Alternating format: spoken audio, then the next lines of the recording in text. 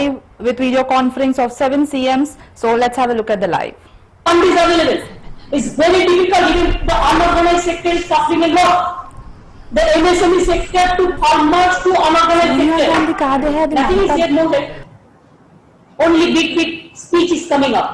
And if we want to say something, then of course there are so many agencies. They will be surrounded by us. Let them. But what to do? All the data to them.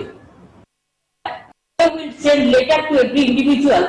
State government is not doing anything. State government is doing how to work. Nothing is there. Only BJP is working. Nobody is working. This is going on. Horror is going on. So I think it is good that we are sitting here. But today we have to decide regarding our funding, whatever we decide, and our state government, we want our funds to come up. It is we deserve it. It is not that we are begging. We are not going for begging. From my state, I can tell you 53,000 crores I will get from the central government. They are not giving us. Even Andhra, you have seen this big cyclone. 1,000 crores they are giving only just advance. Nothing is there. Even disaster management fund is being finished. Nothing is there. So this is the situation. Situation is very, very serious. We have to work very hard and we have to take risk also. If they want to arrest us, let them arrest. I don't mind for that. But we have to speak for the people. That's why we have decided for students matter also matter. If to the state government requested Prime Minister to appeal the Supreme Court, it is yes, government can do it through their Attorney General or the Solicitor General. If they don't do it, of course, from our side, we can appeal Supreme Court, and also we can go for some movement also, the public movement. Everywhere Mahatma Gandhi's statue is there, at least on behalf of the students, we can go for a day, dharna, strike, something. That will be my request to all of you. I think I have discussed something. So other state government is also fighting the battle like anything. Now, Shania ji, you may conduct the meeting. Why don't you carry on conducting the meeting, Mamta ji? You are a senior leader. No, come on. I know that you have to go earlier, so you can conduct it for a while and then I'll take on. That is my privilege. I am honored and I am really privileged when you allow us to do it. But I think when you are present here, I think it is better if you can. First time I can announce and then you can do it. All right. I am sitting here with you. First, may I request Shibu Soren ji? Sorry, Hemant Soren ji. I have seen him. I have seen his face. Soren ji, बताइए, हमें क्या बोलना है?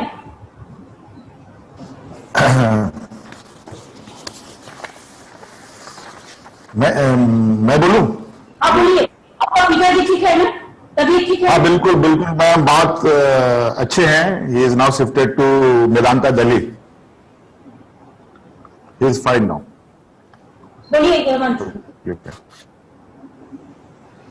Mother, father both are positive now. Yes, I know. That's why I asked about father.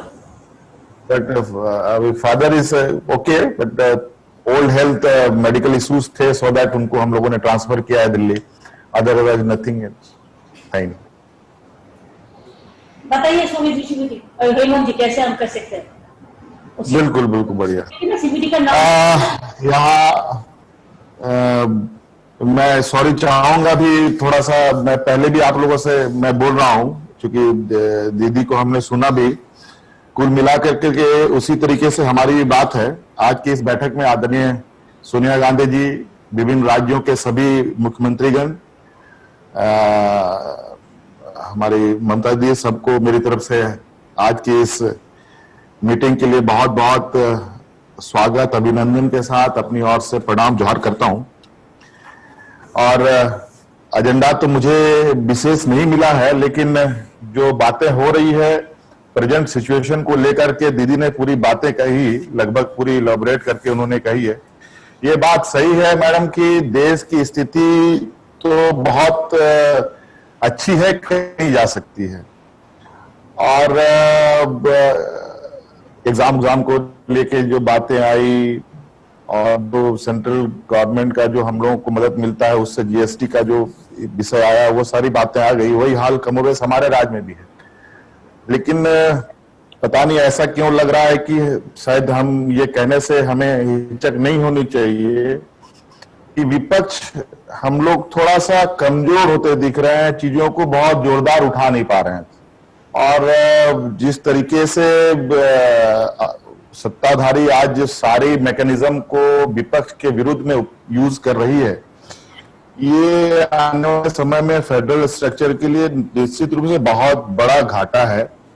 और आपने देखा किस तरीके से ये कोविड के सिचुएशन में भी इतने जो माइग्रेंट लेबर आए, उनको राज्य में आने के बाद लगभग 7 वीक्स इनको लगा कि मजदूरों को बहुत परेशानी हुई, 7 वीक्स लग गया। उसके बाद ये किसी तरीके से थोड़ी बहुत एक्ट उन लोगों ने किया, फिर बाद में धीरे धीरे मुद्दे बदलते चले जाते हैं ये, और लोगों का जो डिस्कशन ऑफ पॉइंट है वो डाइवर्ट करके दूसरी तरफ ले जाते हैं। आज मैं जो फील कर रहा हूं, मुझे लग रहा है कि बहुत अंडरग्राउंड बहुत ज्यादा आक्रोश है, विशेषकर युवाओं में तो बहुत ज्यादा आक्रोश है। क्योंकि जिस तरीके से यहाँ पर जो उनके रोजगार छीने गए, उनके रोजगार चले गए, ये सभी अर्थशास्त्री टीवी में या अखबारों में लिखते हैं, उसको देखने के बाद पता चलता होगा कि देश की वास्तविक स्थिति बहुत अच्छी नहीं है। और आज मैं शुरू से इस बात के लिए प्रधानमंत्री जी के सामने फ्लैग करता रहा हूं। आज देश में अर्थव्यवस्था की जो हालत है, ये बात तो राज्य सरकार की तो बुरी हालत है ही। जब से जीएसटी इम्पोज हुआ उस समय से समझिए कि राज्य सरकारों की रीढ़ की हड्डी निकाल ली गई है। सारे डिसीजन अब केंद्र सरकार करती है, जो उनको देना है देंगे, जो नहीं देना है नहीं देंगे। अपने स्टेटों को, अपने जो उनके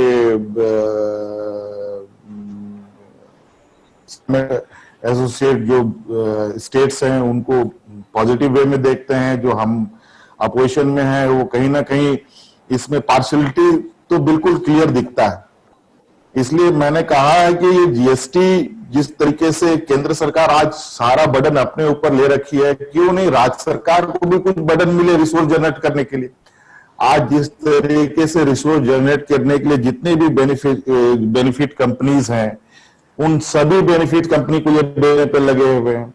और अभी सारी चीजों को ये कंपनसेट करने के लिए जिस तरीके से लगातार पेट्रोल डीजल में दाम बढ़ रहा है, इससे महंगाई तो घटेगी नहीं, महंगाई तो बढ़नी तय है। और ये कब तक कंपनसेट करके गरीबों के ऊपर, मजदूरों के ऊपर, आम जनों के ऊपर ये बोझ डालेंगे, ये समझ से परे है। जब इंटरनेशनल मार्केट में क्रूड ऑयल की कीमत इतनी बुरी तरीके से गिरी हुई है, तो आज हम देश के लोगों को इतने महंगे पेट्रोल डीजल क्यों दे रहे हैं? इसका मतलब स्पष्ट है, ये कहीं ना कहीं इन लोगों का एक अपना स्ट्रेटेजिकली मूव है, जिससे ये एक रिसोर्स जनरेट राज्य के लिए नहीं, देश के लिए नहीं, बल्कि अपने कुछ जो इनके कथाकथित लोग हैं, उनके बैलेंस शीट को सुधारने में लगे हुए हैं। जो मुझे जानकारी है, पता नहीं सही है कि गलत है, जो नमामि गंगे का जो सफाई अभियान चला, 6-7 हजार करोड़ का जो डिसिल्टिंग हुआ, उसमें तो अदानी ग्रुप्स ने ही किया। आज वो तो कोई पता भी नहीं कर पाएगा कि वो पैसा गया कहां। अब उसकी कोई जांच भी नहीं हो सकती है। इस तरीके से आज जो भी देश के अंदर लोग अगर थोड़ी बहुत कुछ एक्टिविटीज कर रहे हैं, वो तो मनरेगा में कर रहे हैं। हमारे राज्य में तो मनरेगा को हमने बहुत जबरदस्त एक्सप्लोर कर रखा है, लेकिन उसके अंदर भी जो कुछ जो फॉर्मूलाज हैं उसमें थोड़ी सी लिबर्टी होने से और आसानी से हम लोग और तेजी से लोगों को जोड़ सकते थे। लेकिन जो पेमेंट का शेड्यूल है, जॉब जो उसमें सेलेक्ट करने का इशू है, वो सब राज्य सरकारों को कम से कम फ्री हैंड देना चाहिए कि आप लोग इस तरीके से काम कीजिए, कुछ एक बना करके हम लोग उस तरीके से सेलेक्ट कर पाए। और इस तरीके से तो कई चीजें हैं जो बोलने के लिए है भारत, जबकि सेंट्रल गवर्नमेंट ने खुद इस बात को कहा है कि हमारी कमिटमेंट है जीएसटी लगने के बाद हम आपको सर्टेन पीरियड तक कंपनसेशन देने की। और अभी मुझे लगता है अब चूंकि ये कोविड कोरोना का जो संक्रमण आया, इससे तो हम लोग को लगता है जो कंपनसेशन पीरियड था, ये पीरियड को भी बढ़ाना चाहिए, कंपनसेशन भी बढ़ना चाहिए और पीरियड्स को बढ़ाना चाहिए, क्योंकि हमारे पास तो ऐसे ही रिसोर्स नहीं है। अभी तो बहुत मुश्किल से हमारे जितने भी कोल ब्लॉक्स हैं, आयरन ब्लॉक्स हैं, सबको बेचने पर ये लगे हुए थे, ऑप्शन करने पे लगे हुए थे। ये तो मैं सुप्रीम कोर्ट में जाकर के इन चीजों को मैंने रोका है। और उस पर में हम लोग होमवर्क भी कर रहे हैं कि हम अपने रिसोर्स को अपने राज्य के बेनिफिट के लिए कितना यूज कर पाए, रिसोर्स जनरेट कर पाए, ताकि सेंट्रल गवर्नमेंट के लिए हर एक रुपया के लिए हम मोहताज ना हो। ये हमारा वर्क प्लान में है। और मैडम यहाँ एक और इशू है, अभी एग्जाम का जो नीट का है और जेई का एग्जाम का विषय जो इन लोगों ने इसको दे रखा है, नेशनल एग्जाम क्या है, एनटीए को जो इन लोगों ने सपुर्द किया है एग्जाम देने के लिए, ये बात है, सही है, एग्जाम होना चाहिए, इसके पक्ष में मैं हूं। लेकिन मुझे लगता है इट इज टू हरी। अभी बहुत सारी चीजें जो अभी हम लोग मुसीबत में फंसे हैं, अभी मुझे लगता है इसके लिए तो बहुत कुछ हमारे राज्य में तो स्थिति ये है कि हमारे राज्य में यूपी से भी बच्चे यहाँ एग्जाम देने आते हैं, बिहार से भी आते हैं, आस पड़ोस के राज्य के भी लोग यहाँ पर सेंटर डालते हैं। और मुझे जहां तक जो जानकारी मिली है, हमारे राज्य में तो मात्र 4-5 डिस्ट्रिक्ट्स को इन लोगों ने सेंटर बनाया है। मतलब हमारे यहाँ जो स्थिति होगी, डेफिनेटली सारे बसेस खोलने पड़ेंगे, सारे होटल्स खोलने पड़ेंगे, सारे ट्रांसपोर्टेशन सिस्टम ऑन करना पड़ेगा। और जो अभी कोरोना तो मेरे दरवाजे तक आ गया है, और उसके बाद जो बच्चे आएंगे, बच्चे अकेले नहीं आते इस एग्जाम में, बच्चे अपने पेरेंट्स के साथ मूव करते हैं। और खासकर जो गर्ल्स होती हैं और पेरेंट्स के साथ आती हैं, मतलब को एक नहीं डबल ट्रिपल करके वो लोग आएंगे। मतलब पॉपुलेशन बहुत बड़ा होगा, जिससे संक्रमण उस समय और ज्यादा होने की संभावनाएं भी होंगी। मुझे लगता है इसमें डिले करने के लिए और थोड़ी सरकार को कुछ फैसिलिटेट करे केंद्र सरकार, ताकि हम लोग बेहतर तरीके से इस एग्जाम को करा पाए।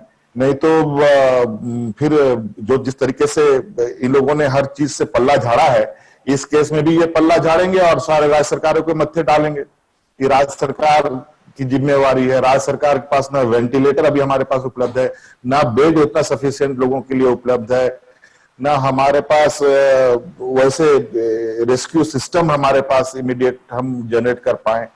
तो है, समस्या तो है मैम, लेकिन इसके लिए हम लोगों को लगता है कि जॉइंटली कुछ प्रोग्राम बनाना चाहिए। मैं इसके पक्ष में हूँ। थोड़ा विपक्ष की आवाज थोड़ी बहुत कमजोर हमको महसूस हो रही है, और ये लोग तो जिस तरीके से आए दिन कभी सरकार को परेशान करो, कभी उस सरकार को परेशान करो, कभी इस विधायक को परेशान करो, कभी उस मिनिस्टर को परेशान करो, इसी में फंसा करके हम लोगों को माइंड डाइवर्ट करते हैं और हम लोग को इनके मेन मुद्दे से हम भटक जाते हैं। और इसलिए हम लोगों को थोड़ा सा उनके जो स्ट्रेटजिकली पॉलिटिकल डाइवर्ट है, उस पर भी एक कड़ा नजर रखते हुए हम लोगों को उनको हिट करने की आवश्यकता है। मुझे नहीं लगा, क्योंकि इन लोगों ने गलतियां इतनी कर रखी हैं मैम, कि अगर हम लोग सही तरीके से सही प्लेटफॉर्म पर बातों को रखें, तो मुझे लगता नहीं है कि हम लोग इनको ये करें। अब जैसे इन लोग सब आत्मनिर्भर भारत के नाम पर जितने भी जो प्रॉफिट कंपनीज हैं, सबका प्राइवेटाइजेशन करने पे लगे हैं, खासकर रेलवे पर। रेलवे तो हुआ, रेलवे करने की वजह से कितने लोग अनएम्प्लॉय होने की स्थिति पर हैं, हो गए, और कितने लोग डायरेक्ट इनडायरेक्ट वे में बेरोजगार हुए, वो तो आप सब लोगों को मालूम है। अभी भेल, गेल, एनटीपीसी, सेल, इन सबको बेचने की इनकी तैयारी चल रही है। कैसे चलेगा? आखिर हम लोग किस और देश को ले जाना चाहते हैं? और वैसे भी अर्थव्यवस्था पे खड़ा होने के नाम पर तो कहीं मुझे दूर दूर तक तो दिखाई नहीं दे रहा है।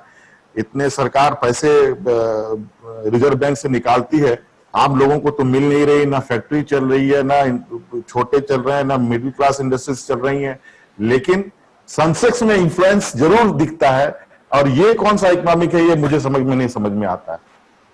कोई इंडस्ट्री चल नहीं रहा, रोजगार हो नहीं रहा, आखिर सेंसेक्स बढ़ कैसे रहा है? ये कहाँ का फॉर्मूला है? ये कौन अर्थशास्त्री बताता? ये और जितने भी आज देश की स्थिति को बताने वाली संस्थाएं हैं, चाहे वो क्राइम रिपोर्ट हो, चाहे डेवलपमेंट ये हो, वो सारी संस्थाएं आज बंद हो गई हैं। कोई भी रिपोर्ट पेश नहीं हो रही है। किसी भी देश की स्थिति के बारे में पता ही नहीं चलता है कि कैसे हम लोग चीजों को आगे दिशा दे पाएंगे लोगों को। इसलिए थोड़ा सा हम लोग, मैडम आपने अच्छा पहल किया है, और हम लोग मजबूर भी हैं कि हम लोग मिल नहीं पा रहे हैं, लेकिन अब हम लोग को लगता है कि मिलने की भी और या तो इस तरीके का कोई प्लेटफॉर्म बना करके हम लोग रेगुलर एक सीटिंग करें ताकि हम लोग को इनके जो षड्यंत्र हैं इसको हम लोग मुंहतोड़ जवाब दे पाए मैडम। इसलिए और इन्वायरमेंट ये का भी एक इशू से इन लोगों ने अभी जो नया ये किया है, मैं थोड़ा सा इसको मैं आपको फ्लैग करना चाहता हूं। इन लोगों ने एक जो नया अमेंडमेंट EIA का जो इन लोगों ने किया है, जो पब्लिक डोमेन पे इन लोगों ने रखा भी था, लगभग 20 लाख लोगों ने सजेशंस दिए हैं।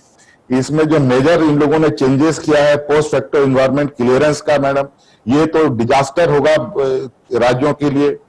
आर्बिट्रेरी एक्सपेंशन जो मेजर प्रोजेक्ट्स हैं इनके जो हैं, और इंस्पेक्शन ऑफ पब्लिक जो पब्लिक हियरिंग को इन लोगों ने खत्म कर दिया है।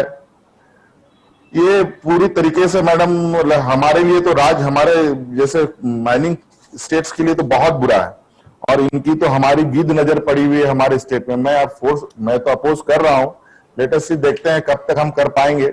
लेकिन कहीं ना कहीं ये लोग कभी कभी डराने धमकाने का भी काम करते हैं। खैर उससे कोई फर्क नहीं पड़ेगा, लेकिन हमें इन सब चीजों पर भी जो है बात रखनी चाहिए।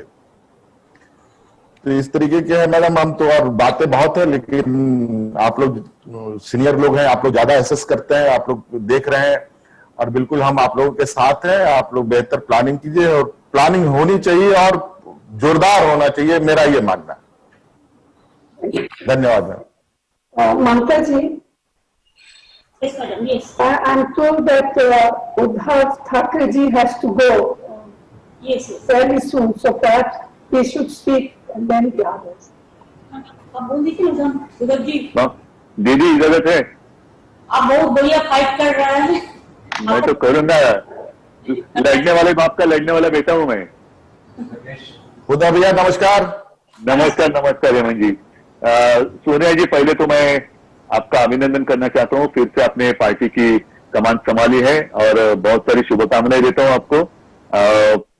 आज का जो विषय है, मैं नहीं मानता कि जितने सारे हमारे साथी मुख्यमंत्री जी हैं, किसी का भी मत इससे अलग होगा। सब सारे एक ही स्थिति से गुजर रहे हैं, और लड़ाई तो चल रही है। हेमंत जी, पहले जैसे आपने जो बात कही, हमें तय करना चाहिए, अभी एक बात तय करना चाहिए, डरना है कि लड़ना है। बिल्कुल बिल्कुल। पहला ये तय करो, नहीं तो ये हमारी चर्चा होती रहेगी, मिलते रहेंगे, चाय पीते रहेंगे, जो भी कुछ, जहाँ आपके यहाँ आएंगे तो आप जो खिलाएंगे हम खाएंगे, हमारे यहाँ आएंगे तो इसमें कोई मतलब नहीं है। लड़ना है तो लड़ना है, फिर जो होगा होगा। और हमारा तो यही है, सत्यमेव जयते। ऐसे कभी ये नहीं कि आज तक कभी सत्तामेव जयते नहीं है, सत्यमेव जयते है। तो लड़ना है तो लड़ना है। आम आदमी क्या होता है, आम आदमी की ताकत सबसे बड़ी होती है, उसका आवाज सबसे ऊंचा होता है, और वो अगर कोई दबाने की कोशिश करे तो उसकी आवाज उठानी चाहिए, और वो हमारा कर्तव्य बनता है। खैर, 2-3 मुद्दे जो मेरे पास आए हैं। एक तो GST की बात, दीदी आपने जो कही वही सारी लोगों की स्थिति है। लगातार ये जो पूंजी है बढ़ती जा रही है, दिन ब दिन, एक महीना जैसे आगे निकल जा रहे हैं। केंद्र से आने की जो जितने पैसे हैं उसमें बढ़त हो रही है, लेकिन मिल नहीं रहा है। मैंने आज जानकारी ली, बीच में हम क्या करें, खत लिखते रहते, पत्र लिखो, और जब भी हमारी वीडियो कॉन्फ्रेंस होती है, आपने देखा होगा, मैं कोशिश करता हूं कि हमारे जितने बाकी सारे दुख है वो वहां मैं नहीं कहता हूं। जो भी कोविड के बारे में होता है, मैं कोविड के बारे में कहता हूं। अन्यथा बीच में हम खत तो लिखते रहते हैं, कभी जवाब आता है, कभी आता नहीं। जवाब आता है तो भी पैसे कभी आते हैं, अप्रैल से तो शायद आए भी नहीं है। तो ये स्थिति आज के दिन हमारे सबकी है। लड़ तो सभी रहे, कोविड के साथ लड़ रहे हैं, अपनी ही सरकार है। ऐसे नहीं हम विपक्ष में, विपक्ष का मतलब क्या है? विपक्ष का मतलब ये नहीं कि किसी पार्टी का हम बुरा चाहते हैं, नहीं, हम भी आम आदमी की उसके हम रिप्रेजेंटेटिव है, हम भी कुछ हमारा अधिकार है। आज कैसे होता है कि राजीव जी की बात करें तो उन्होंने पंचायत राज, वो एक बात कही थी। पंचायत राज का मतलब क्या है कि जो भी सत्ता होती है उसको छोटे छोटे इसमें केंद्र में उनका अधिकार दे दो। आज क्या हो रहा है?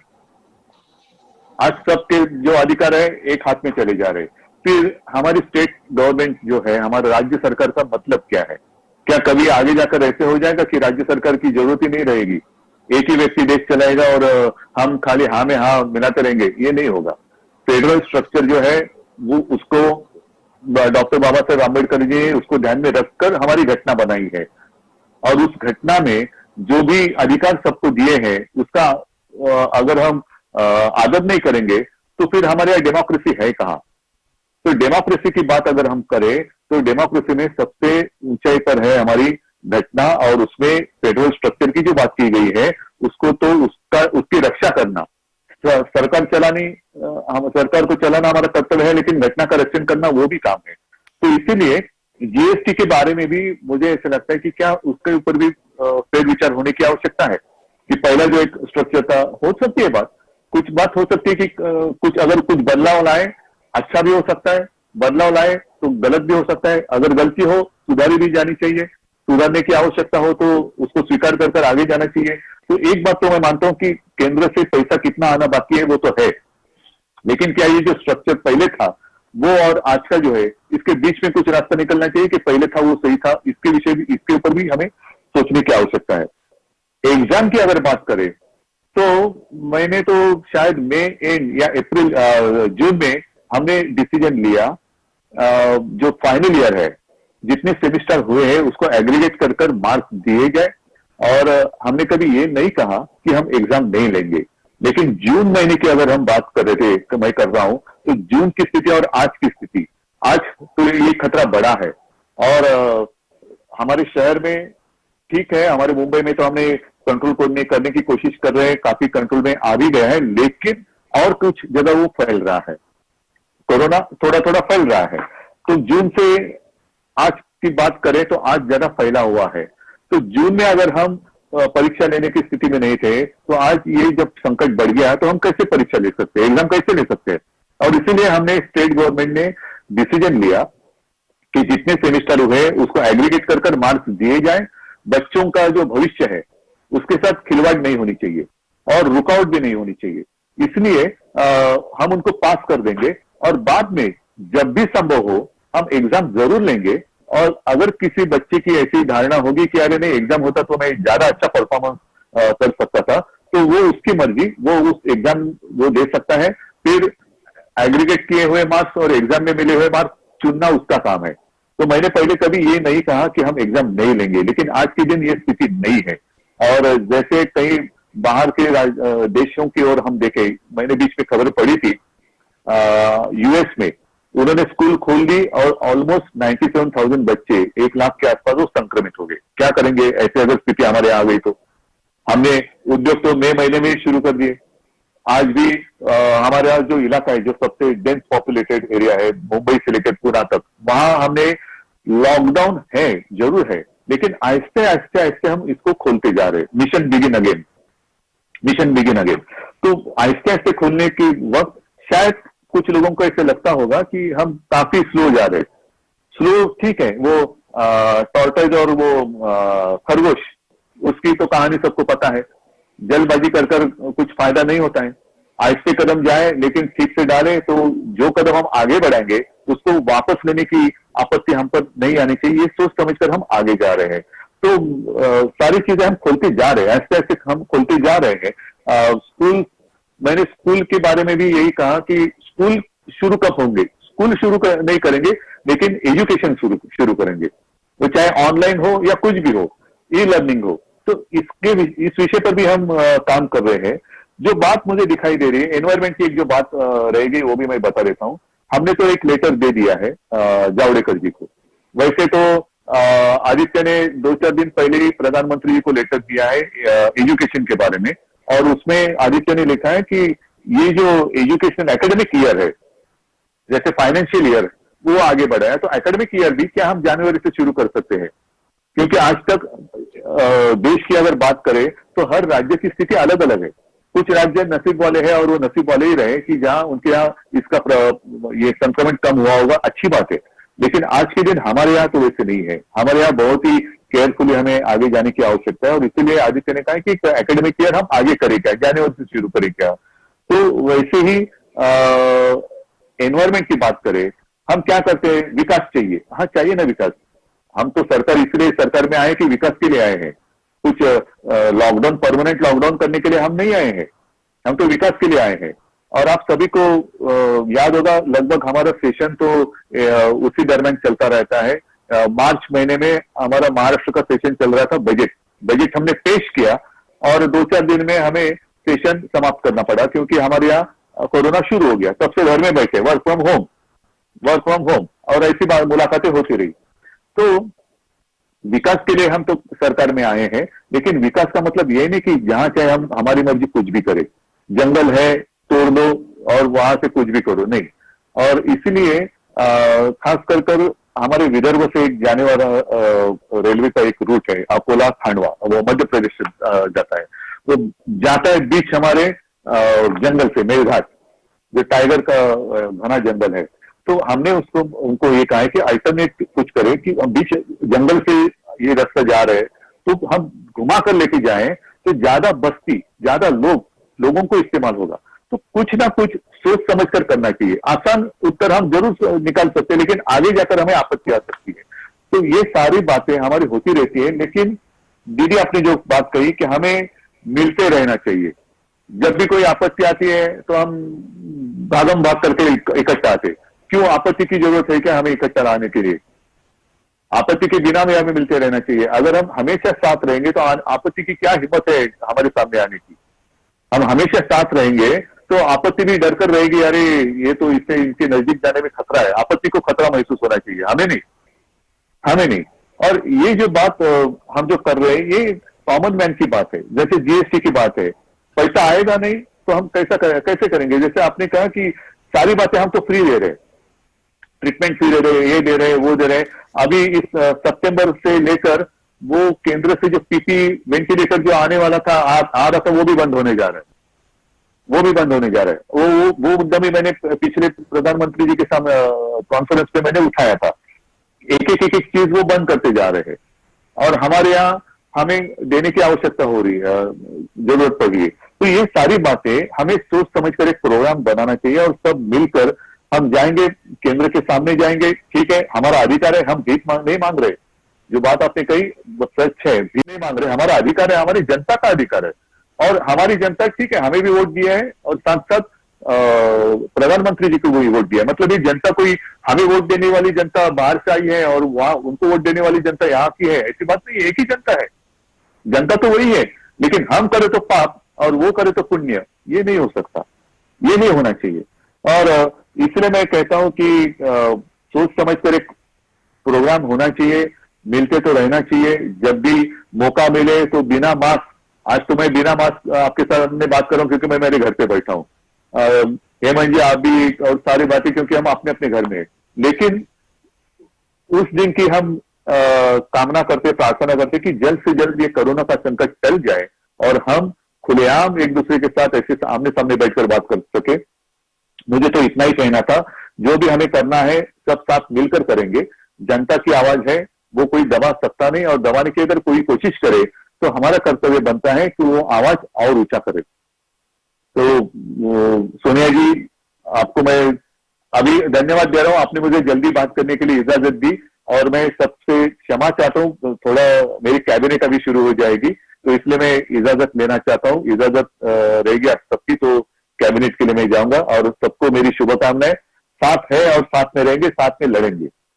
Thank you very much. जय हिंद, जय Maharashtra.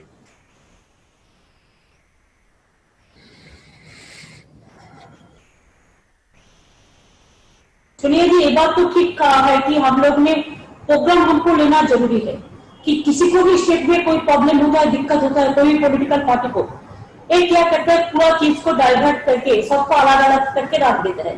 But we must raise our one pulse. नहीं तो देश में क्या होगा, और कोई पॉलिटिकल पार्टी रहेगा ही नहीं।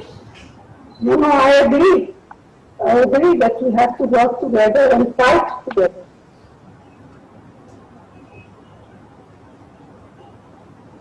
अभी तो आपका पार्टी का You know, should be Amarenda ji. Good afternoon. Yes, good afternoon. Good afternoon, ma'am. Fellow Chief Ministers, good afternoon. Good afternoon Ma'am, I think शुरू करें as the root of all evil is this COVID. And the COVID situation is bad, it's getting worse. जैसे मैंने आपको बताया था that we are likely to reach a peak by mid to end September. And आज हमारे 44,000 cases हैं जो हो चुके हैं, जिसमें से 29,000 have been cured and sent back.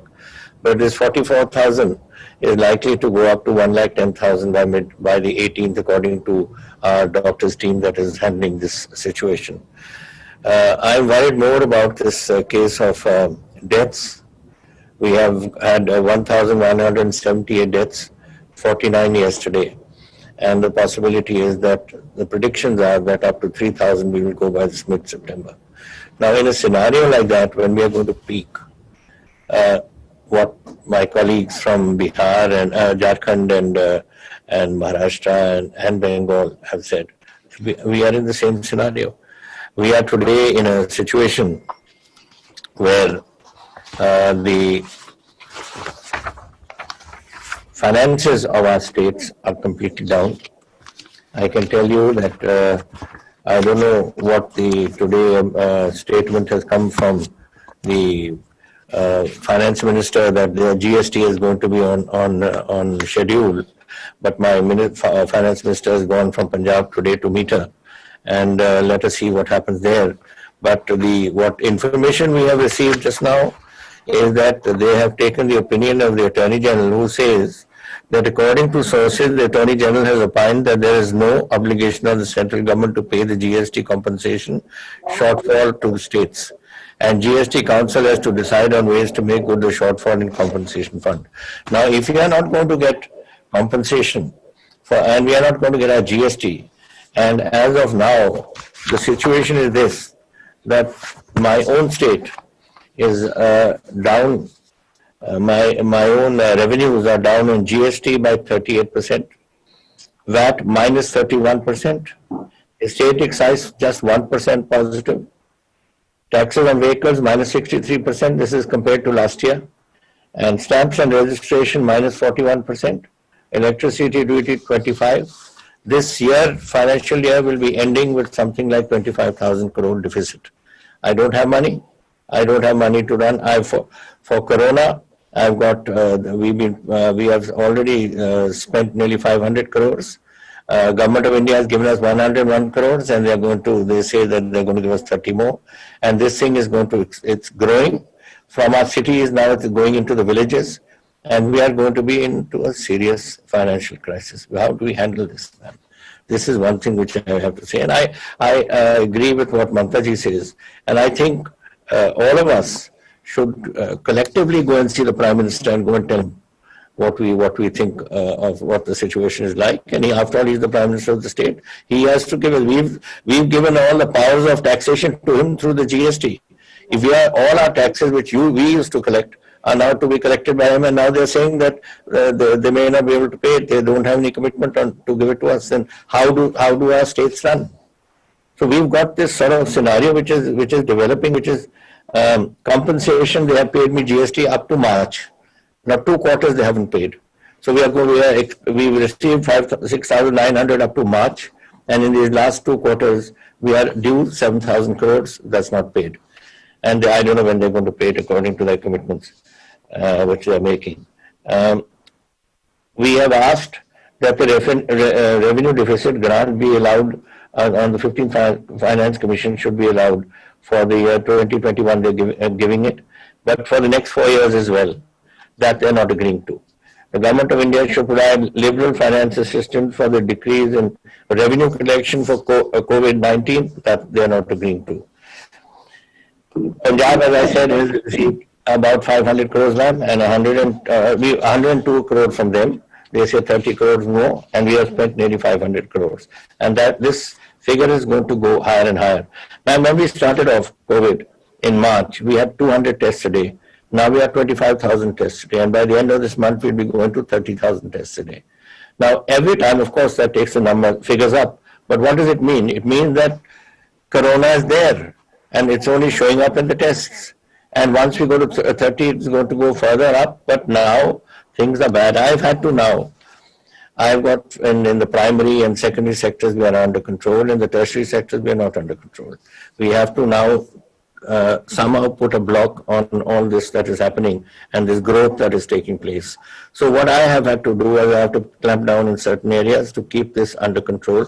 I even have today, there are people which are 499 are today under oxygen handling in the being administered oxygen in the hospitals, and 55 are on ventilators. 10 were yesterday added to this, and 85 yesterday were added to oxygen. So you see the figures how they're growing. Every day I see these figures, and it sort of are figures that are unacceptable to me at least. And I want to do what we can to do this, but it has to be a combined effort and on the part of the government of India to give us this resource, because resources states can't manage. Look at Maharashtra, what a big state it is. Look at Bengal, what a big state it is, and the chief ministers are giving their views.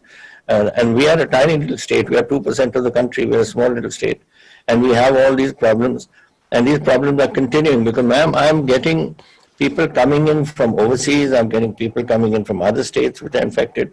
I'm getting nearly 8,000 vehicles which are moving into Punjab every day.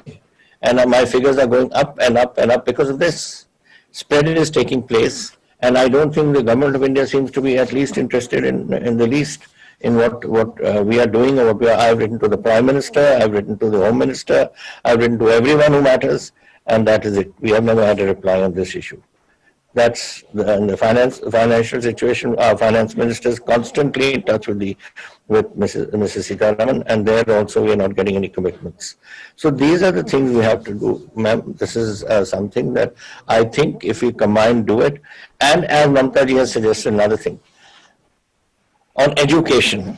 Now, education is a problem for us, ma'am. We have in schools what we have done is that anyone who has passed the pre-exam, for instance, we are promoting them. We are not getting them there. The reason is very simple. If in September I'm going to touch a peak, how can I get my schools to open? How can colleges function? We have written to the Prime Minister 3 times on this issue of University Grants Commission being told to hold the other college exams, to delay them or to let the students be passed. We are told no. Now, I think if, as Mamta ji has suggested, all of us states take this up combined with the Supreme Court and fight it out there. And let's try and see that the Supreme Court, which has so far given a negative opinion, may on a review petition, may listen to us. Because we are all concerned. We are not, I mean, we would like to have the exams. We would like the children to pass. But how can I bring the children to school when once I'm running a crisis in the state because of this COVID? So this is something that we cannot do. We have written to the UGC. My vice chancellors have written to the UGC. The Guru Nanak Dev University vice chancellor has been in the UGC. He knows all the people there. He's been to talk to them, but they don't agree. And then of course, Supreme Court has given this. But I'm sure if we all go combined to that, this can help. We've done that for the schools, not colleges. Then the other ones that you mentioned about these professional examinations, that I think these ones of the NEET and IT and the JEE, common law, aptitude test, etc. These can be done online. Nobody is on the professionalism. Nobody is saying that it shouldn't be online. They can be done online, and I think Government of India should agree. It's been happening in the past. It's happening now all over the world. Why can't it happen here? That's not what I'm talking about. I'm talking about our colleges and school, our colleges exams for to BAs and MAs and whatever they are. That's at the university level. So this is basically what we are, ma'am. And thirdly, for me, which is a very important issue, I have 3,17,000 SC students in the state, ma'am. I'm the largest population of SC population in any state. We are 32%. No state has got 32% SCs other than us. And the Government of India used to give us a certain grant for them post-metric scholarships. Now they've told us, and post-metric scholarships, what it cost us is about 720 crores a year, which they used to give us. Now they say that you spend up to 800 crores and anything more than that we'll give you. Well, we don't have anything more than that. And we only want that 720 crores to come to us. If you're not going to give me for my SC students, then how do my post students go to school and study? Now, this is something which I find is a very strange thing, that you are not even willing to contribute to the SC students of my state. I don't have money. I don't have money sometimes to even think how I'm, I have to think sometimes how I'm going to pay my salaries. How am I going to pay the various compensations or various commitments that the state has made? And then on top of that, you're trying to thrust this also on us. I would like all my children to be educated, and that 32% is 1/3 of Punjab. How can I just leave them out? And I don't think the government of India has any business to cut it out for the poor families and for the SC families of the state. So this is another issue which I wanted to mention. And finally, ma'am, there's this new education policy they brought out. Now, they have not consulted us. I don't think they've consulted any of my colleagues also. They have just gone and thrust an education policy on us without us knowing what they're planning, without us knowing what it's going to cost us, without us knowing whether it suits us or not. What suits us may not suit Assam, may not suit Kerala. We have a different, every state has its own system of these sort of education policies. So I would like that we are going to look through this. We are going to be putting up a committee to look into it. When you trusted on us, what is the impact it's going to have on our education? What's the impact it's going to have on our finances? And then only we can answer this. But this is something another, I think it will affect the other states as well to consider this issue. And lastly, ma'am, just to give you some information, which is in fact, the paper has just arrived.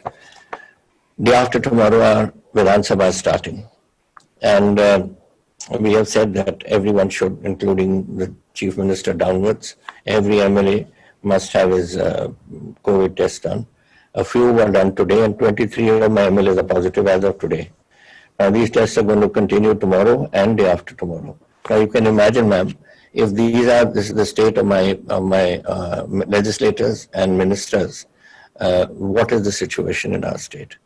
So, therefore, it is my request to you that I think we should collectively meet and go and see the Prime Minister and request our colleagues from other states, not from our party, like Thackeray ji and Hemant ji and also Mamata ji, to come along with us and let us force this issue and inform him that we are not asking for anything out of the moon or out of the blue.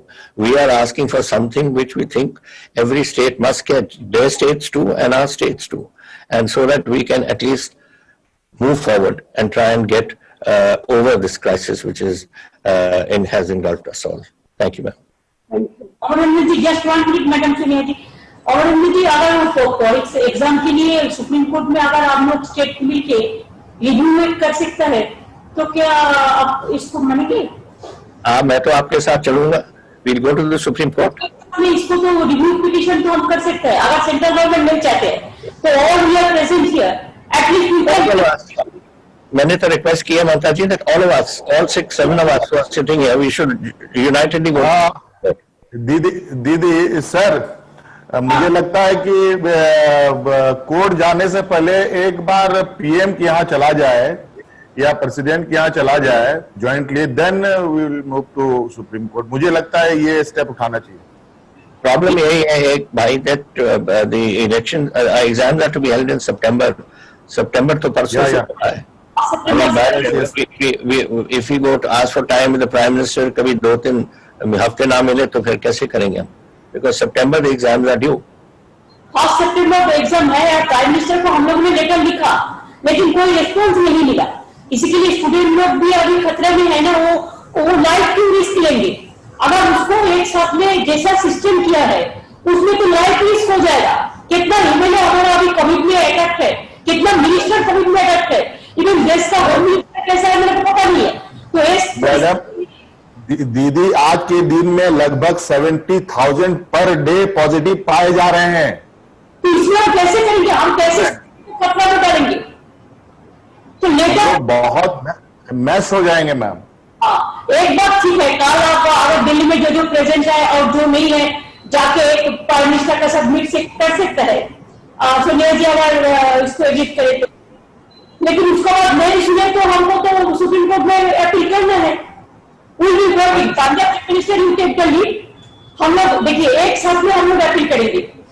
तो आप लोग 26 ना, 26, 27, 28, 29, 30 first को exam है ना। First से जल्दी करना है, काल को डे टू डे नहीं होगा। ये तभी से ठीक है, because September 1st तो आ गई है हमारे पास, so why do we wait for that? Let us go to court. Supreme Court चलिए, हम सब चलते हैं। टेक द लीड, आप कर लो, हम लोग सब एक साथ नहीं करेंगे। अलग अलग नहीं करके बेटर होगा हेमंत जी, अगर उद्धव जी भी अभी नहीं है लेकिन आप सब पार्टी को है, एक साथ में 6-7 स्टेट भी हम करें ना, तो अदर स्टेट नवीन जी भी कल हम सुना है उन्होंने कहा कि हम लोग इसको पोस्टपोन करने चाहते हैं। और भी बहुत स्टेट है जो हमारे साथ नहीं रह सकता है, लेकिन स्टूडेंट का इंटरेस्ट के बारे में सबको करना पड़ेगा। इसी के बारे में आज मीटिंग से तो इसका बारे में एक क्लियर नहीं थे। दूसरी बात यह है कि कोरोना प्लस कमती होने के बाद एक डेपुटेशन पीएम का साथ मिलना चाहिए, प्रेसिडेंट का पास भी जाना चाहिए। और दिल्ली में जो लोग रहते हैं, सोनिया जी आप लोग तो दिल्ली में सेटल्ड है, तो उधर में भी एक डेलीगेशन हम पार्टी से रिप्रेजेंटेटिव भेज देंगे प्राइम मिनिस्टर और प्रेसिडेंट को पास, जो स्टेट का बारे में जो बोलना है इसको बारे में जल्दी से जल्दी करना है। हमारा बंदा नहीं देगा, अरे नहीं देगा तो हमारा टाका रुपया लेके चला जाता है, अब बंदा नहीं देगा तो स्टेट चलेगा कैसे? नहीं, सही बात है। अभी मैडम जो एग्जाम का डेट इन लोगों ने डिक्लेयर किया है, उसमें कोई एसओपी भी तो नहीं बताया है कि कैसे होगा नहीं होगा, उसका भी तो बहुत। हिम्मत जी कॉल एक लेटर दे दिया, कॉल एक लेटर देके बोला है कि देखो आपका सारा देश भर यही जगह सेंटर होगा, वो सेंटर में इतना 50 लाख इतना तारीख स्टूडेंट एग्जाम में बैठेंगे। कैसे बैठेंगे? No social distancing, no physical distancing, उसका लाइफ का सिक्योरिटी बर्बाद हो जाएगा। अगर वो करियर के लिए जा रहा है तो उसको सिक्योरिटी भी हम लोग को देखना कर्तव्य है। कैसे स्टूडेंट लोगों को जिंदगी खतरा में डाल सकते हैं? नहीं, बिल्कुल मैडम, ये सिर्फ स्टूडेंट ही नहीं है, बहुत कुछ खुल जाएगा, फिर तो सारी चीजें ओपन हो जाएंगी। अशोक जी आदरणीय परम श्रद्धेय सोनिया जी, वर्तमान मुख्यमंत्री साथीगण, बघेल सर प्रणाम, गहलोत सर प्रणाम। प्रणाम। अच्छा रहा, कैसे हैं? ठीक है। मैडम ने याद किया एक साथ में, और हम लोग सब आपस में बातचीत करने वाले बन सके। मैं इस मौके पर मैडम मेरे साथियों को कहना चाहूंगा, सब लोग इसी स्थिति से गुजर रहे हैं, और जब डेमोक्रेसी की बात करते हैं, अगर डेमोक्रेसी मजबूत दिखती तब तो ये सब बातें करने का उनके साथ मिलने की उम्मीद होती है।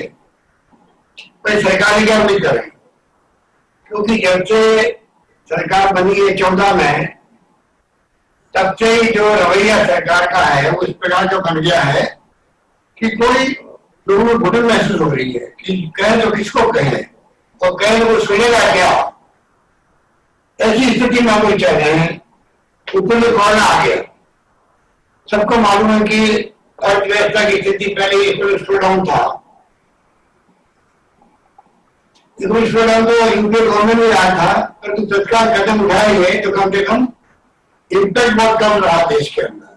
जब doctor Manmohan Singh ji prime minister थे, आपने उस वक्त में देखा किस प्रकार से फैसले की बात हुए थे, वो तो इतिहास दर्ज हो गए, चाहे वो आरटीआई था, चाहे आरटीई था, चाहे फूड सिक्योरिटी एक्ट था, और चाहे नहीं था फूड सिक्योरिटी एक्ट की बचाए गए और इम्पैक्ट पड़ गया। परंतु दुख इस बात का है कि कोरोना ने जो स्थिति बनी है राज्यों की, पूरी लड़ाई राज्य सरकार लड़ रही है, और केंद्र सरकार से खाली वीडियो कॉन्फ्रेंसिंग का कुछ भी नहीं हुआ।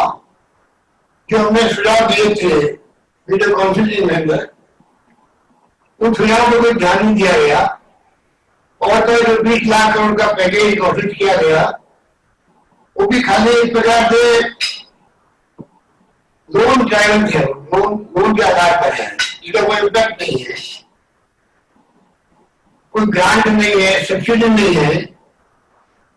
और मैं समझता हूँ कि राज्यों में स्थिति बिगड़ती जा रही है। जो हमने वादे किए थे जनता से, बजट पेश किया था, कमिटमेंट हमारे थे, सबको मालूम है कि इसके कारण से रेवेन्यू 40% मुश्किल से रह गई है राज्यों की। और बिना कहने के सहयोग से राज्य सरकारें जो कमिटमेंट पूरा कर नहीं सकती, हमें अपने बजट जो बनाया हुआ है उसमें कटौती करनी पड़ रही है और स्थिति मेजर हमारे उठा रहे हैं। लॉकडाउन लंबे समय तक चला, उसके कारण भी स्थिति बिगड़ गई। सब जगह दुकान हो, व्यापार हो, इंडस्ट्री सब बंद हो गए। वक्त लगेगा कि श्रमिकों के अलग प्रॉब्लम्स हैं, रेवेन्यू रिकवर होने में वक्त लगेगा। तो तमाम मेरे पूर्व साथियों ने जो बातें बनाई है वो हकीकत में है कि आज जीएसटी जो वादा किया हुआ केंद्र सरकार का, आज हमारे स्टेट में करीब 6,990 करोड़ रुपए बकाया हो गए हैं और उसका कोई जवाब नहीं है। वो अपने 25-30 जगह लिखे हुए प्रधानमंत्री जी को, जवाब आते नहीं वहां से। अगर कोई मुख्यमंत्री पत्र लिखे जो जवाब नहीं आए तो हम फिर क्या उम्मीद कर सकते सरकार? जो वादे किए गए थे जीएसटी को लेकर वो पूरे हो नहीं रहे हैं। हम तो मांग कर रहे थे 5 साल और बढ़ाया जाए, मांग किससे करें जब जो अभी जीएसटी मिलनी चाहिए हमें मंथली, वो भी नहीं मिल पा रही है। हमने मांगी थी कि बोरोइंग जो मिलती है, जो हमारे संविधान में लिखा हुआ है, जीडीपी का हम क्या देते 3% मेरा 5% मेरे स्टेट जीडीपी का एलोट किया, पर सत्ता ही लगाने में सत्ता कभी पूरी नहीं हो सकती। हमने सिंपल मांग करी मॉनिटरिंग की कि राज्य सरकार में जो कर्जे हैं भारत सरकार की एजेंसियों के, पावर फाइनेंस कॉर्पोरेशन है, अन्य एजेंसी हैं, खाली 6 महीने का मॉनिटरिंग चाहिए, उसकी परवाह नहीं करी गई। आरबीआई देती है लोन लिमिट्स में एडवांस देती है, हमें खाली ब्याज मुक्त कर दो कोरोना के अंदर, उसकी परवाह नहीं की गई। अभी स्थिति ऐसी बन गई राज्यों की कि लिक्विडिटी की परवाह लग गई, किस प्रकार हम तनख्वाह चुकाएंगे टाइमली, वो सवाल हमारे सामने खड़ा है। और तो जो सीएसएस की स्कीम होती है, सेंट्रल स्पॉन्ज स्कीम, उसमें जो पहले फॉर्मूला था वो बदल दिया गया। जो पहले आराम से पैसा मिलता था तो हम भी अपना पैसा लगा करके खर्च करते थे, अब उन्होंने जो फॉर्मूला बदला है वो रीप्लेस कर दिया है। उससे और ज्यादा मुसीबत पैदा हो गई कि राज्यों में सीएसएस के काम जो है वो हो नहीं पाएंगे। और तो जो हिस्सा मिलता केंद्रीय करवाना में मृत्यु के कहते हैं कि उसमें इस 1 महीने में 800 करोड़ की कमी आ गई 1 महीने के अंदर। तो सोच सकते हैं अगले महीने में क्या होगा। तो चारों ओर से हम लोग घिरे हुए हैं और सरकार को तो परवाह इन बातों की है नहीं। सरकार को परवाह है सरकारें गिराएंगे ऐसे। जैसे उन्होंने कर्नाटका में खेल खेला, मध्य प्रदेश में खेल खेला, राजस्थान की बारी आपके आशीर्वाद से बच गए हम लोग। और जो सुनते रहते हैं कि महाराष्ट्र हो, चाहे वो छत्तीसगढ़ अपने झारखंड हो, चाहे वो कोई राज्य हो, उनकी बारी कहने लगे। जब हम ये बातें सुनते हैं तो आप सोच सकते हैं कि इसमें क्या होगा। इन स्थितियों में हम लोग चाह रहे हैं जो बहुत ही चिंता मेरे बना हुआ है। हम सरकार को परवाह नहीं है कि क्या कितने एक्सपर्ट कोई बात कह दे देश के अंदर, इकोनॉमिस्ट कुछ भी कह दे, आरबीआई के गवर्नर है कुछ भी कह दे, और पीएम के जो एडवाइजर थे इकोनॉमिक के उनकी अभी आ गई, पर फिर भी सरकार को कोई चिंता ही नहीं है। कुछ पता नहीं आर्थिक व्यवस्था को लेके दोनों विश्वास खत्म हो गए। सरकार कोई उसके बारे में विचार नहीं कर रही कि सोच भी नहीं क्या होगा राज्यों का। स्थिति बड़ी विकट होती जा रही है और हर फैसले उल्टे हो रहे हैं। पेट्रोल डीजल के दाम मेरे पास आंकड़े हैं किस प्रकार से एक्साइज ड्यूटी बढ़ाई जा रही है, लगातार सेस और सरचार्ज बढ़ाए जा रहे हैं और 115 डॉलर प्रति बैरल से लगा करके $19 में आ गए, तभी लगातार प्राइस बढ़ रही है। पूरा पहले केंद्र सरकार ले रही है, डिविजनल पूल जो होता है राज्यों को मिलने वाला, उन पर कटौती हो रही है। इस प्रकार से स्थिति बन गई है। तो ये स्थिति में हम लोग चल रहे हैं और कोरोना में जो काम किया वो बेमिसाल किया राज्य ने, इसमें कोई दो राय नहीं। आपके आशीर्वाद से हम लोगों ने भी यहाँ पर सोशल कमिटमेंट भी पूरा किया, से बढ़ाया हम लोगों ने। और आज स्थिति है कि राजस्थान लोग राज्य जहाँ पर पॉजिटिविटी की रेट जो है 3.38% है, और जो सबसे अच्छी रेट है यहाँ पर, बाकी जगह नेशनल लेवल पर 8.78% है। फर्टिलिटी रेट जो है राजस्थान 1.34% है, जो सबसे कम है देश के अंदर। और तो और रिकवरी रेट जो है वो इतने अच्छे प्रयास किए। हमारे यहाँ पहले पूना और दिल्ली जाती थी टेस्टिंग, अब करीब 50,000 टेस्ट पर डे हो रहे हैं। और हमने ऑफर किया पड़ोसी राज्यों को भी, जो तक आप हमारे यहाँ से टेस्ट करवा सकते हैं।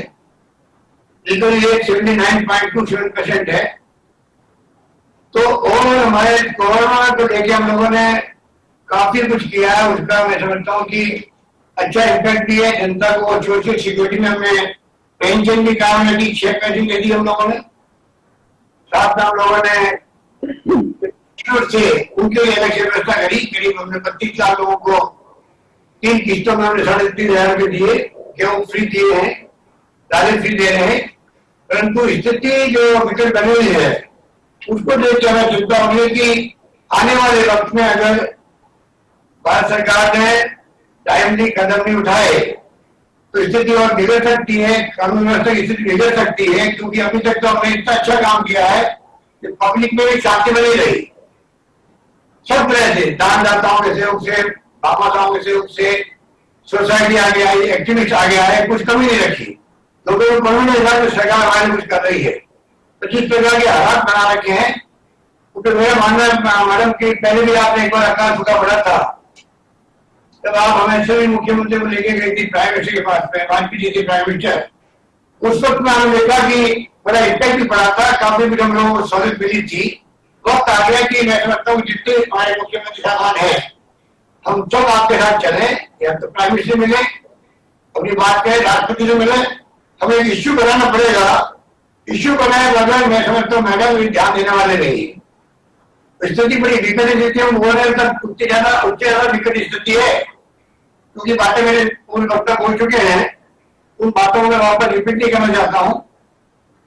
तो मैं ऐसा कह सकता हूँ कि आम जनता दुखी है, वो खुद चिंता में है, सरकार को ध्यान दे नहीं रही है, इकोनॉमिक स्थिति बिगड़ती जा रही है, महंगाई बढ़ती जा रही है, परचेजिंग पावर लोगों का है नहीं। तो अगर फिजिकल डेफिसिट के मतलब हम चल रहे हैं और अगर हमने परचेजिंग पावर नहीं बढ़ी लोगों की, कंपनी के पैसे को, तो दुकानदारों का सामान बिगड़ रहेगी तो फैक्ट्री नहीं चलेगी।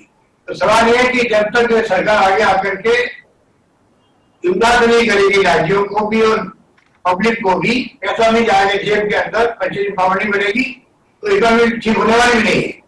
और ये बात समझ में नहीं आ रही है, मैं समझता हूँ पता नहीं क्यों नहीं आ रही है। सारे इकोनॉमिक्स क्या बोल रहे हैं सबको मालूम है, ये हमारे चिंता मेरे बना हुआ है।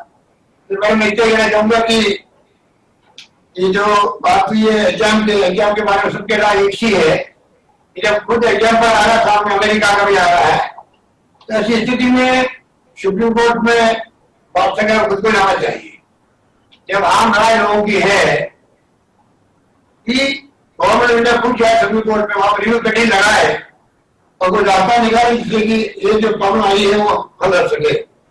बाकी जो आपने हमें पत्र भी लिखा है पर्यावरण को लेकर के, उसके ऊपर हम लोग हमने भारत सरकार पे दबाव डाला भी है। हम चाहते हैं कि उसके ऊपर कार्रवाई हो, वरना आने वाले वक्त में तकलीफ हो सकती है।